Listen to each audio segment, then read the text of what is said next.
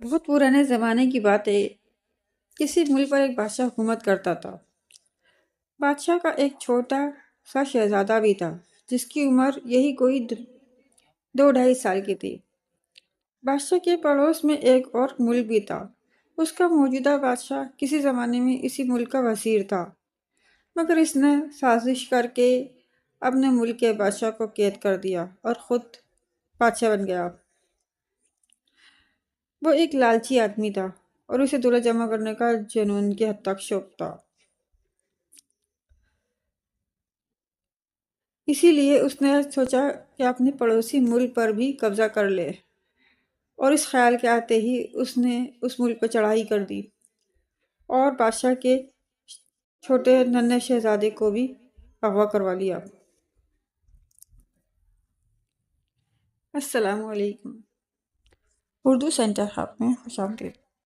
بہت پرانے زمانے کی بات ہے۔ کسی ملک پر ایک بادشاہ حکومت کرتا تھا۔ اس بادشاہ کے نظم و نسق اور نیک دلی کی وجہ سے اس کی رعایا بہت چین اور سکون سے اپنی زندگی بسر کر رہی تھی۔ اس ملک کے لوگوں کی خاص بات یہ تھی کہ وہ ہر وقت اپنے اپنے کاموں میں مصروف رہتے تھے، جس سے ملک بھی خوب ترقی کر رہا تھا اور لوگ بھی آسودہ حال تھے۔ ان کا بادشاہ نہ صرف یہ کہ بہت سمجھدار اور بہادر تھا، بلکہ وہ ایک امن پسند حکمران بھی تھا اور اپنے پڑوسی ملکوں کے ساتھ مل جل کر رہتا تھا۔ بادشاہ کا ایک چھوٹا سا شہزادہ بھی تھا جس کی عمر یہی کوئی 2-2.5 سال کی تھی۔ شہزادہ بہت ہنسمکھ اور کھلنڈرا تھا اور دن بھر محل میں گھومتا پھرتا رہتا تھا۔ بادشاہ نے اس کے لیے پورے محل میں دبیز اور قیمتی قالین بچھوا دیے تھے تاکہ وہ آرام سے ان پر چلے پھرے اور مٹی وغیرہ سے محفوظ رہ سکے۔ بادشاہ کے پڑوس میں ایک اور ملک بھی تھا۔ اس کا موجودہ بادشاہ کسی زمانے میں اسی ملک کا وزیر تھا، مگر پھر اس نے سازش کر کے اس ملک کے بادشاہ کو قید کر دیا اور خود تخت پر قبضہ کر کے بادشاہ بن گیا۔ وہ تو اس کو قتل کر دینا چاہتا تھا، مگر ایک بات کی وجہ سے مجبور ہو گیا تھا۔ اس بادشاہ کے پاس ملک کے خزانوں کی چابیاں تھیں۔ ان چابیوں کو وہ ایک خفیہ جگہ چھپا کر رکھتا۔ وزیر نے بادشاہ پر بہت سختیاں کی تاکہ وہ خزانوں کی چابیاں اس کے حوالے کر دے، مگر بادشاہ سمجھ گیا تھا کہ اگر اس نے چابیاں اس نمک حرام وزیر کے حوالے کر دیں تو وہ اسے مروا دے گا، اس لیے وہ چپ چاپ ہر اذیت سہ لیتا تھا۔ وزیر ایک لالچی آدمی تھا اور اسے دولت جمع کرنے کا جنون کی حد تک شوق تھا۔ اسی لالچ کی وجہ سے اس نے اپنی آس پاس کی تمام چھوٹی چھوٹی ریاستوں پر فوج کی مدد سے چڑھائی کر دی اور ان پر قبضہ کر کے ان کی ساری دولت ہتھیا لی۔ ان کامیابیوں کی وجہ سے اسے یہ غرور ہو گیا تھا کہ وہ جس ملک پر بھی چاہے حملہ کر کے اس پر قبضہ کر سکتا ہے۔ چنانچہ ایک دن اس کے ذہن میں خیال آیا کہ اس کا پڑوسی ملک بہت خوشحال ہے اور نہ صرف اس کے خزانے میں بہت مال و دولت ہے بلکہ رعایا بھی بہت امیر ہے۔ یہ سوچ کر اس کے منہ میں پانی بھر آیا اور ایک روز اس نے اچانک رات کی تاریکی میں اپنے پڑوسی ملک پر حملہ کر دیا۔ یہ اس کی غلط فہمی ہی تھی کہ وہ آسانی سے پڑوسی ملک پر قبضہ کر لے گا۔ اس کا بادشاہ نہایت زیرک اور سمجھدار تھا۔ اس کی نظر حکومت کے ہر شعبے پر ہوتی تھی۔ اس نے فوج کو بھی پوری طرح تیار کر کے رکھا ہوا تھا۔ اس حملے کے جواب میں اس کی فوج نے بڑی جامع وردی سے اس مکار بادشاہ کا ڈٹ کر مقابلہ کیا اور نہ صرف اسے شکست دی بلکہ اس کے ملک کے ایک بہت بڑے حصے پر قبضہ بھی کر لیا۔ اس جیت کی خوشی میں ہر طرف جشن کا ایک سماں تھا۔ بادشاہ نے جنگ کے نتیجے میں جیتے ہوئے علاقوں میں اپنے گورنر مقرر کیے اور محل واپسی کی تیاریاں شروع کر دیں۔ اسے اپنا ننھا شہزادہ بہت یاد آ رہا تھا جس کو دیکھے ہوئے بہت دن ہو گئے تھے۔ اس شکست نے اس مکار بادشاہ کو بھوکلا کر رکھ دیا تھا۔ بجائے اس کے کہ وہ پڑوسی ملک پر قبضہ کرتا، اس نے اپنے ملک کا بھی ایک بڑا حصہ گنوا دیا تھا۔ وہ اپنی اس عبرتناک شکست کا بدلہ لینے کے لیے بےتاب تھا۔ پھر اس کے ذہن میں ایک شیطانی منصوبہ آ گیا۔ اس نے دیکھا کہ پڑوسی ملک کے لوگ فتح کا جشن منانے میں مصروف ہیں۔ اس نے اس موقع سے فائدہ اٹھایا اور اپنے چند خاص آدمی بھیج کر بادشاہ کے ننھے شہزادے کو محل سے اغوا کروا لیا۔ اس کا ارادہ تھا کہ شہزادے کے بدلے وہ اس بادشاہ سے اپنا علاقہ بھی واپس لے لے گا اور اس کے ساتھ بے شمار دولت بھی۔ ادھر جب بادشاہ میدان جنگ سے واپس اپنے محل میں آیا تو وہاں پر ایک کوہرام پپا تھا۔ شہزادے کی گمشدگی نے سب کو پریشان کر دیا تھا۔ شہزادے کی کنیزیں چیخ و پکار کر رہی تھی، ملکہ نے رو رو کر برا حال کر لیا تھا۔ محل کے محافظ الگ پریشان تھے، ان کے ہوتے ہوئے کسی نے شہزادے کو اغوا کر لیا تھا اور اب انہیں بادشاہ کے عذاب کا ڈر تھا۔ بادشاہ کو جب شہزادے کی گمشدگی کے متعلق پتہ چلا تو خود اس کا غم سے برا حال ہو گیا۔ پتہ کی ساری خوشی ہوا ہو گئی اور وہ سر پکڑ کر بیٹھ گیا۔ تھوڑی دیر بعد جب اس کے کچھ ہوش ٹھکانے آئے تو اس نے اپنے وزیروں اور شہر کے کوتوال کو طلب کیا اور انہوں نے اپنے محل کے بائیں باغ بلا کر ان سے واقعے کی تفصیل پوچھی۔ سب نے یہی کہا کہ فتح کا جشن مناتے ہوئے ان کی توجہ کچھ دیر کے لیے شہزادے کی جانب سے ہٹی تھی کہ وہ غائب ہو گیا۔ سب کا یہی خیال تھا کہ اس کی گمشدگی میں محل کے کسی ملازم کا ہاتھ ہے۔ بادشاہ نے کہا، اس نوکرام کا تو ہم پتہ چلا ہی لیں گے، لیکن اس سے پہلے شہزادے کے بارے میں معلوم کرنا زیادہ ضروری ہے۔ ابھی بادشاہ کی بات ختم ہوئی تھی کہ ایک سنسناتا ہوا تیر سامنے کے درخت میں آ کر گڑ گیا۔ کوتوال نے جلدی سے آگے بڑھ کر تیر کو درخت سے نکالا۔ تیر میں ایک ریشمی تھیلی بندھی تھی اور اس میں ایک خط رکھا ہوا تھا۔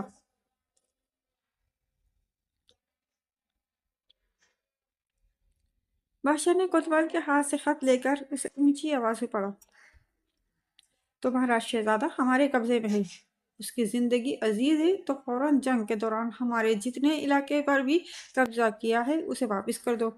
اس کے ساتھ 5 لاکھ خالص سونے کی اشرفیاں بھی تعاون کے طور پر دو۔ ان دونوں شرائط کو پورا کرنے کی صورت میں شہزادے کی واپسی ممکن ہو سکتی ہے۔ اگر ہماری یہ شرائط منظور ہیں تو اپنے کسی آدمی کے ذریعے خط بھیج کر ہمیں فوراً مطلع کرو۔ اس خط پر اسی مکار بادشاہ کی مہر لگی ہوئی تھی۔ خط پڑھ کر بادشاہ کا چہرہ غصے سے سرخ ہو گیا۔ ہم اس مکار بادشاہ کو ضرور مزہ چکھائیں گے، فوج کو تیاری کا حکم دیا جائے۔ اس کا وزیر خاص اس کی بات سن کر آگے بڑھا اور بولا، حضور یہ وقت جوش کا نہیں ہوش کا ہے، ہمیں عقل مندی سے کام لینے کی ضرورت ہے تاکہ شہزادے کو کوئی نقصان پہنچنے کا اندیشہ باقی نہ رہے۔ بادشاہ نے کچھ دیر سوچنے کے بعد کہا، تم ٹھیک کہتے ہو، اب مشورہ دو کہ ہم کیا کریں۔ وزیر نے دھیرے سے کہا، ہمیں بہت محتاط رہ کر کام کرنے کی ضرورت ہے۔ مجھے یقین ہے کہ اس مکار بادشاہ نے اس محل کے کسی ملازم کو اپنے ساتھ ملا لیا ہے۔ ہمیں پہلے تو اس کا پتہ لگانا چاہیے۔ اس سے جو معلومات ہمیں ملیں گی ان کی روشنی میں ہم اپنا اگلا قدم اٹھائیں گے۔ بادشاہ کو وزیر کی یہ تدبیر پسند آ گئی۔ وہ محل واپس آیا، ملکوں کو تسلی دی اور سوچنے لگا کہ اب کیا کریں۔ محل کے اس بددینت ملازم کا پتہ لگانے کے لیے اس نے کوتوال کو ہدایت دی اور اس نے محل میں اپنے جاسوس پھیلا دیے تھے۔ کوتوال کا ایک 18 سال کا بیٹا بھی تھا، اس کا نام دلاور تھا۔ اسے بھی اس واقعے کی سنگن مل گئی تھی۔ اس کو احساس تھا کہ شہزادے کی گمشدگی سے بادشاہ اور ملکہ سخت پریشان ہیں۔ اس نے دل میں ٹھانی کہ وہ ان کی مدد کرے گا۔ اس سلسلے میں اس نے اپنے باپ کوتوال سے بات کی اور اس سے اجازت طلب کی کہ وہ محل کی ان کنیزوں اور غلاموں سے ملنا چاہتا ہے جو شہزادے کی نگہداشت پر مقرر تھے۔ کوتوال کو اپنے بیٹے سے بہت سی امیدیں تھیں کیونکہ وہ پہلے بھی اس طرح کے کاموں میں اس کی مدد کر چکا تھا۔ اس نے اس کو بخوشی اجازت دے دی۔ دلاور محل میں آیا اور کنیزوں اور غلاموں کے نگران سے کہا کہ وہ ان تمام لوگوں کو پیش کرے جن کے ذمہ شہزادے کی دیکھ بھال کرنا تھی۔ یہ کل 6 لوگ تھے، 4 کنیزیں، 2 غلام۔ 5 تو ان میں سے دلاور کے سامنے پیش کر دیے گئے، مگر ایک کنیز جس کا نام دل آرا تھا وہ غائب تھی۔ ایک کنیز نے دلاور کو بتایا کہ شہزادہ دل آرا سے ہی سب سے زیادہ مانوس تھا، وہی اس کا خیال رکھتی تھی اور شہزادہ کھانا بھی اسی کے ہاتھوں سے کھاتا تھا۔ کنیزوں اور غلاموں کے نگران نے دلاور سے کہا، میں ابھی اپنے آدمی کو دل آرا کے گھر بھیج دیتا ہوں۔ وہ اسے ساتھ لے کر آ جائیں گے۔ مگر دلارا گھر پر نہیں ملی۔ اس کے شوہر نے بتایا کہ وہ صبح گھر سے محل جانے کے لیے نکلی تھی اور اب تک واپس گھر نہیں آئی ہے۔ اس کی گمشدگی نے سب کو یقین دلا دیا کہ شہزادے کی گمشدگی میں اسی کا ہاتھ ہے۔ دلاور سوچ میں گم تھا۔ اب اسے اس بات کا پتہ چلانا تھا کہ دلارا کہاں چلی گئی ہے۔ اس نے شام تک اس سلسلے میں بہت بھاگ دوڑ کی مگر کوئی نتیجہ نہ نکل سکا۔ وہ سخت مایوس ہو گیا تھا۔ کچھ دیر بعد شاہی محل سے ایک باہرکارا آیا اور کوتوال سے کہا کہ اسے بادشاہ سلامت نے طلب کیا ہے۔ کوتوال نے دلاور کو بھی ساتھ لیا اور بادشاہ سلامت کی خدمت میں حاضر ہو گیا۔ دلاور نے سب سے پہلے آج پورے دن کی رودات بادشاہ کے گوش گزار کی۔ بادشاہ نے کہا، ملکہ کی حالت ہم سے دیکھی نہیں جاتی۔ ننھے شہزادی کی جدائی میں انہوں نے رو رو کے برا حال کر لیا ہے۔ ہمارا فیصلہ ہے کہ ہم تمام علاقے واپس کر کے اور 5 لاکھ اشرفیہ ادا کر کے اپنے شہزادے کو اس مکار بادشاہ سے آزاد کروا لیں۔ اس سلسلے میں ہم نے ایک خط بھی لکھ کر اس پر اپنی شاہی مہر ثبت کر دی ہے۔ اب تم کسی ایسے بااعتماد آدمی کا بندوبست کرو جو اسے وہاں تک پہنچا کر ہمارے شہزادہ ہمیں واپس لا دے۔ کوتوال نے کہا، بادشاہ سلامت، یہ کام بہت اہم ہے۔ اجازت دو تو میں دلاور کو یہ کام سونپ دوں۔ مجھے امید ہے کہ وہ اس کو بہتر طریقے سے سر انجام دے گا۔ ہمیں کوئی اعتراض نہیں۔ اگر اس کام کے پیچھے دلارا کا ہاتھ ہوا تو ہم اسے سخت سزا دیں گے۔ غداروں کے لیے ہمارے دل میں کوئی نرم گوشہ نہیں ہے۔ بادشاہ نے غصے سے کہا اور اڑ گیا۔ رات ہونے والی تھی مگر چونکہ معاملہ بہت اہم تھا اس لیے دلاور بادشاہ کا ہاتھ لے کر سفر پر نکل کھڑا ہوا۔ وہ اپنے گھوڑے کو سر پر دوڑاتا ہوا تیزی سے فاصلہ طے کر رہا تھا۔ ندی نالے اور پہاڑوں کو عبور کرتا ہوا وہ آدھی رات کے وقت پڑوسی ملک کی حدود میں داخل ہو گیا۔ مسلسل سفر کی وجہ سے اس کا گھوڑا تھکا تھکا سا نظر آنے لگا تھا۔ ایک جگہ اسے جنگل نظر آیا، وہاں پر ایک ندی بھی تھی۔ اس نے مناسب سمجھا کہ یہاں بیٹھ کر کچھ دیر خود بھی سستا لے اور گھوڑے کو بھی آرام کرنے دے۔ یہ سوچ کر وہ گھوڑا روک کر اس پر سے اتر گیا اور اسے پانی پینے اور گھاس چرنے کے لیے کھلا چھوڑ دیا۔ دلاور کو بھوک بھی لگ رہی تھی۔ اس نے تھیلے میں سے کچھ پھل نکالے اور انہیں کھاتے ہوئے جنگل میں آگے کی طرف نکل گیا۔ ابھی وہ کچھ دور ہی چلا تھا کہ اسے آگے روشنی سی نظر آئی۔ اس کے ذہن میں فوراً خیال آیا کہ ہو نہ ہو یہ لوگ ڈاکو ہیں۔ وہ جھاڑیوں کی اوٹ لے کر کچھ اور آگے بڑھا۔ اس نے دیکھا وہاں آگ کے علاوہ روشن ہے اور اس ملک کے مکار بادشاہ کے کچھ سپاہی آپس میں گفتگو میں مصروف ہیں۔ ایک سپاہی کہہ رہا تھا، جلدی کرو، ہمارے پہرے دینے کا وقت شروع ہو گیا ہے۔ ہم نے اگر مزید دیر کی تو وہاں پر پہرا دینے والے ساتھی ناراض ہوں گے۔ اس کی بات سن کر سب جلدی جلدی اٹھنے کی تیاری کرنے لگے اور تھوڑی دیر بعد وہ سب وہاں سے روانہ ہو گئے۔ دلاور حیران تھا کہ وہ شاہی سپاہی کس جگہ پہرا دینے کی بات کر رہے ہیں۔ اسے معاملہ کچھ پوری اسرار لگا۔ وہ جلدی سے اپنے گھوڑے کے پاس آیا اور پھر ایک مناسب فاصلہ طے کر کے خود بھی ان کے پیچھے چل پڑا۔ قریب ہی ایک دیہات تھا، آبادی سے ذرا ہٹ کر وہاں ایک بڑی سی حویلی تھی۔ اس حویلی کے چاروں طرف تلواروں سے لیس شاہی سپاہی پہرا دے رہے تھے۔ دلاور نے خود کو اور گھوڑے کو قد آدم جھاڑیوں کے درمیان چھپا لیا تھا اور کان لگا کر ان کی گفتگو سننے لگا۔ تم لوگوں نے آنے میں بہت دیر کر دی ہے، پہرا دینے والے ایک سپاہی نے منہ بگاڑ کر کہا۔ ہم لوگ کھانا کھانے لگے تھے اس لیے دیر ہو گئی۔ جانے ہمارے یہاں سے کب جان چھوٹے گی، نئے آنے والے سپاہی میں سے ایک نے کہا۔ ہمارے جاسوسوں نے بتایا ہے کہ پڑوسی ملک کا بادشاہ ہمارے بادشاہ کی شرائط ماننے پر راضی ہو گیا ہے۔ شہزادے کو جلد ہی واپس کر دیا جائے گا۔ شہزادہ روتا بہت ہے، اگر وہ کنی ساتھ نہ آتی تو سمجھو مصیبت ہی آ جاتی۔ چھوٹے بچے اگر رونے لگیں تو انہیں چپ کروانا بڑا مشکل کام ہوتا ہے۔ دلاور نے جو ان کی یہ گفتگو سنی تو اس کا دل زور زور سے دھڑکنے لگا۔ اسے پتہ چل گیا تھا کہ شہزادے کو اس حویلی میں قید کیا گیا ہے۔ وہ خاموشی سے اپنی جگہ سے نکلا۔ اس نے دور ایک پہاڑی کے ٹیلے پر ایک بڑے پتھر سے گھوڑے کی راس باندھی اور دوبارہ حویلی کی طرف چل دیا۔ حویلی کے آس پاس بہت ساری جھاڑیاں تھیں۔ رات ہونے کی وجہ سے تاریکی بھی بہت تھی۔ اوپر سے آسمان کو بھی کالے کالے بادلوں نے گھیر رکھا تھا، جس سے تاریکی میں مزید اضافہ ہو گیا تھا، اس لیے اسے دیکھ لیے جانے کا خدشہ بھی نہیں تھا۔ وہ ایک گھنی جھاڑی کے پیچھے بیٹھ کر حویلی کا جائزہ لینے لگا۔ اسے کسی ایسے راستے کی تلاش تھی جس کے ذریعے وہ اندر داخل ہو سکے۔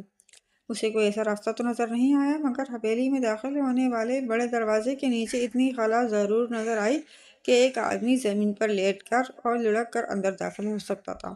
مگر مشکل یہ تھی کہ اس دروازے پر ایک سپاہی ہاتھ میں چمکدار تلوار لیے پہرے دے رہا تھا۔ دلاور سوچ میں پڑ گیا، پھر اس کی یہ مشکل بھی حل ہو گئی۔ یک بادل زور سے گڑگڑائے اور موٹی موٹی بوندیں گرنے لگی۔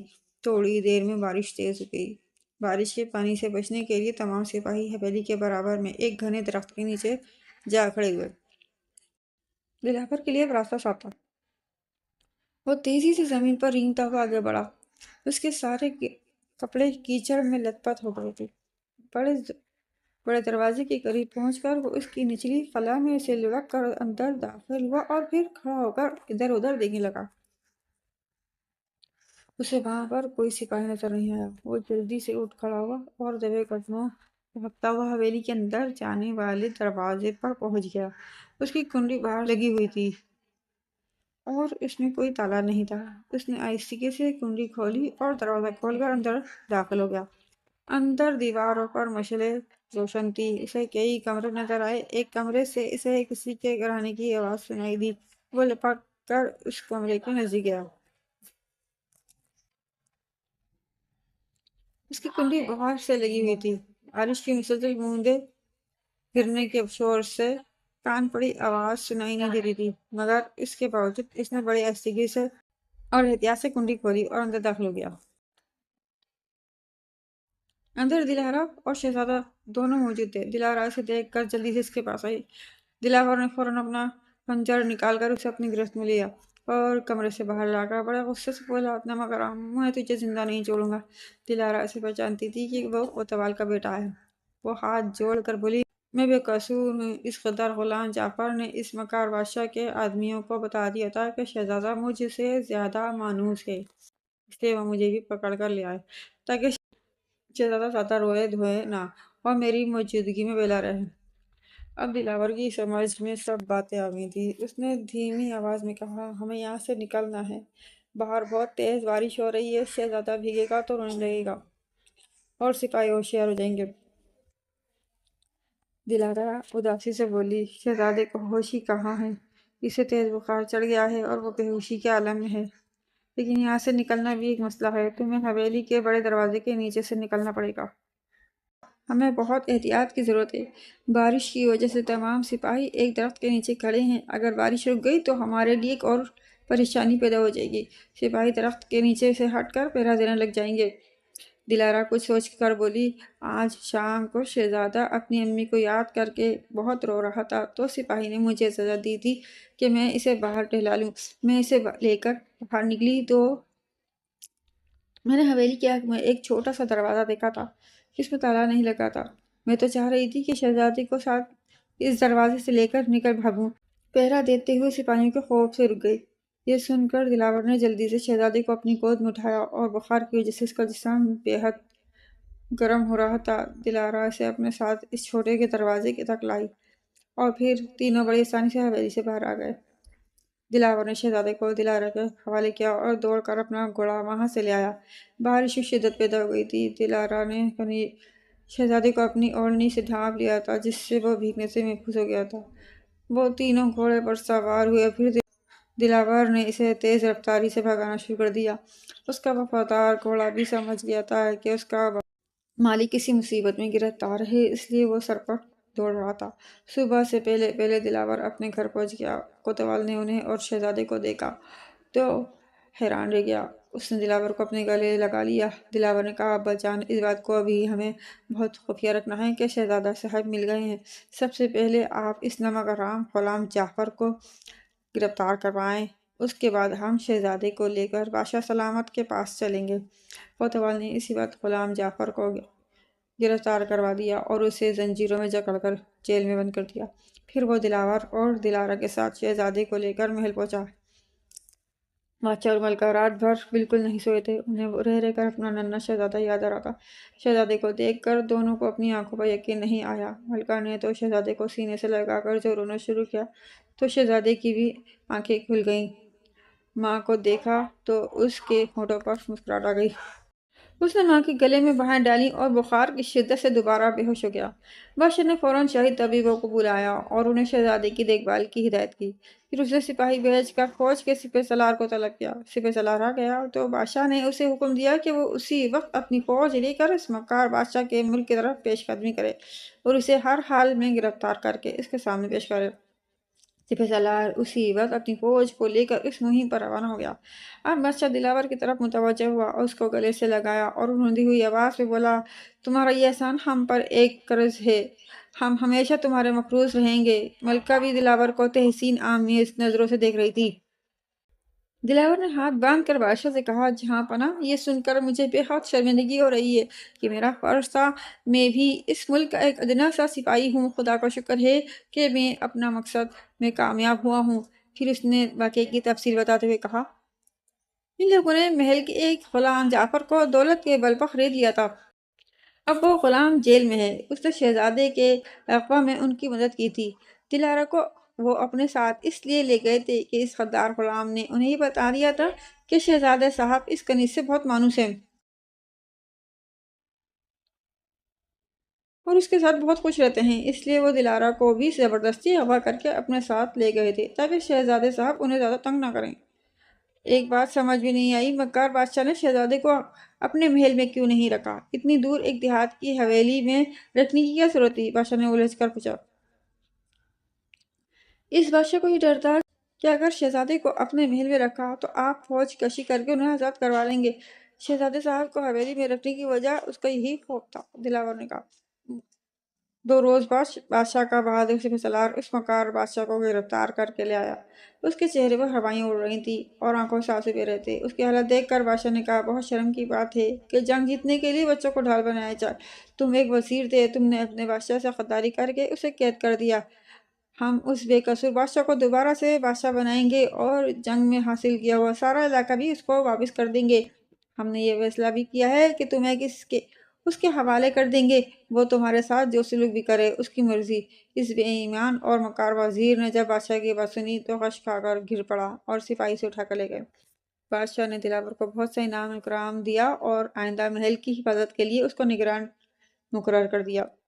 دلاور کی ماں باپ اور اس کے عقل مندی اور بہادری سے بہت خوش تھے، جس کے نتیجے میں وہ ایک بہت بڑے منصب پر فائز ہو گیا تھا۔